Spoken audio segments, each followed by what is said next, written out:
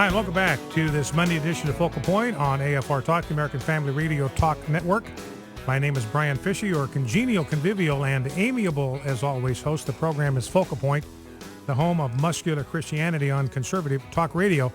Now, we have been following together events down in the state of Texas, an effort to pass a strong pro-life bill that would, in effect, wind up closing about 37 of the 42 Planned Parenthood clinics that are open in the state of Texas. Was basically shouted down by sort of a group of mob protesters that filled the Senate gallery and delayed things until after the session legally had expired. Governor Perry has called the legislature in Texas back into a special session. They are working on pro-life legislation as we speak. And here to help us sort through some of that, welcome to our decision-maker line, Lieutenant Governor of the state of Texas, David Dewhurst. Governor, welcome to Focal Point with Brian Fisher. Well, it's a pleasure to be on with you, Brian. How are you? I'm doing just fine, and I got to tell you, Governor, we are those in the pro-life community, those that are social conservatives, right, are so pleased at the kind of leadership that you and Governor Perry and the legislature is showing on the sanctity of life issue here. Well, Brian, Governor Perry is staunchly pro-life. I am staunchly pro-life and am determined to protect the rights of the preborn. It's interesting, when I came into the legislature, when I came in as lieutenant governor, in the history of the state of Texas, the Texas Senate had only once in the history passed a pro-life bill. And that was in 1999 by then Lieutenant Governor Rick Perry. But when I came in, since 2003, we passed the Parental Consent Act, which requires that parents have to consent before a doctor can perform an abortion on their child. A Woman's Right to Know Act, requiring doctors to provide vital medical information to women before an abortion. Then we had a mandatory 24-hour cooling off period. Then we passed a law making it a crime to harm an unborn baby. Then we passed the sonogram bill, which is a requirement before a woman has an abortion, so that she can actually see the humanity of her child before she makes an irreversible decision. And this bill before us is a good bill. It protects women's health and protects the unborn, particularly by lowering the deadline on an abortion from 6 months down to 5 months.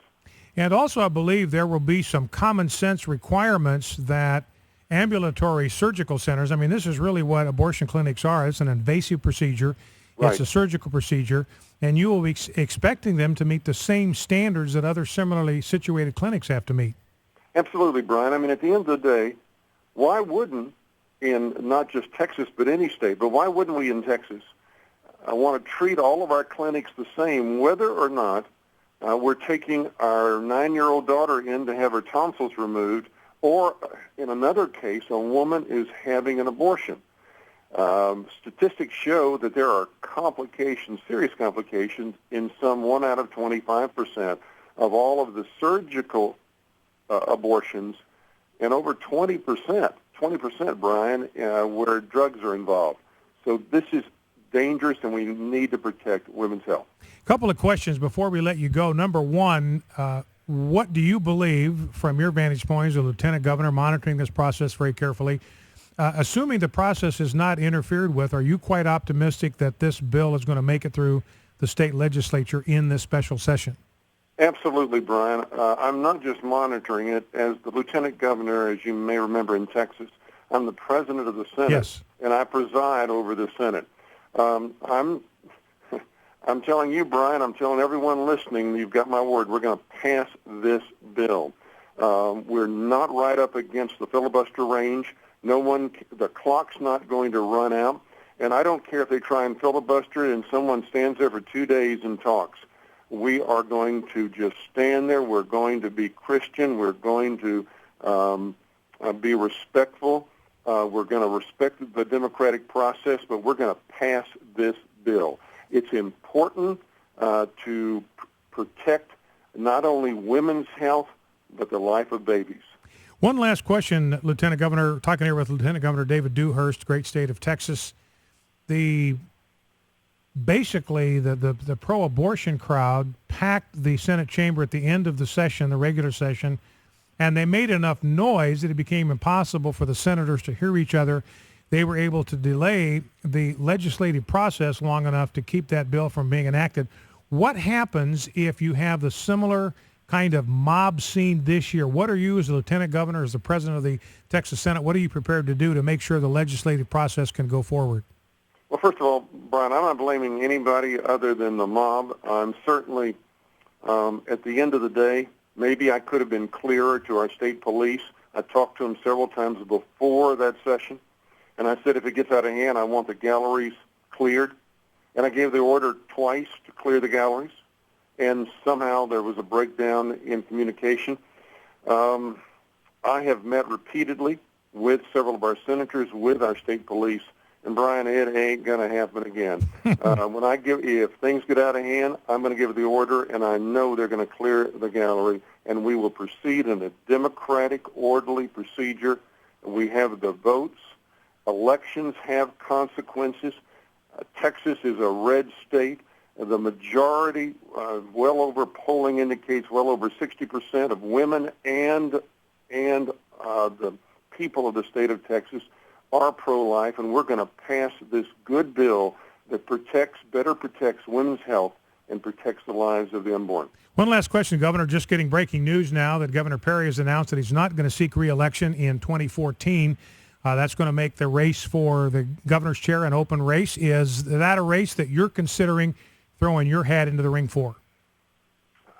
I don't want to get involved in politics right now. I enjoy being lieutenant governor and getting things done. I'm deeply, deeply dedicated to making sure that Texas, which is number one in virtually all the economic issues fiscally and socially, Brian, that we stay number one. And I know that's difficult. I'm the only traditional business person elected statewide, and I know staying on top is even more difficult than getting on top. But right now I'm focused on the legislation in front of us, which will, we've got this very important pro-life bill. We've got very important transportation funding bills in front of us, and that's what I'm focused on. Our guest has been Lieutenant Governor David Dewhurst of the great state of Texas. And Governor, again, I want to say just in saying farewell, just to tell you how much it means to those of us in the pro-life community to see Governor Perry's example, to see your example of firmness, a stand for life, a commitment to protect the life of the unborn, the most vulnerable among us. So we thank you for your courage. We commend you for it. I thank you for taking time to be with us, and God bless you, Lieutenant Governor. And to you and to all of the great work you're doing, Brian. Thank you so much, and thank you for your whole organization. Thank you. God bless you. That's Lieutenant Governor David Dewhurst, the Lieutenant Governor of the state of Texas, and also the president of the Texas Senate. So he will be presiding over the session, the special session that Governor Perry has called to move this pro-life bill forward. And again, as we've mentioned before, this will be a very effective pro-life bill. It will prohibit abortions in the state of Texas after 20 weeks, that is, after a baby in the womb can feel pain. And we know from medical science, this is not just conjecture, we know from medical science that all of the neural pathways, all of the sensors in the human body that enable the body to detect pain, we know that all of those are in place at age 20 weeks. And they have seen babies recoil from invasive abortion procedures at that age. We know that they are capable of sensing pain, reacting to pain, recoiling from pain. We've seen surgeries that have been done on babies in the womb at this age of development, 21, 22, 24 weeks. And I've mentioned this before, but these babies are administered anesthesia. Why are they administered anesthesia when they are 20, 21, 22 weeks along in the womb? Because they are able to feel pain. So this would protect the life of any baby from the moment in its stage of development where it's able to feel pain.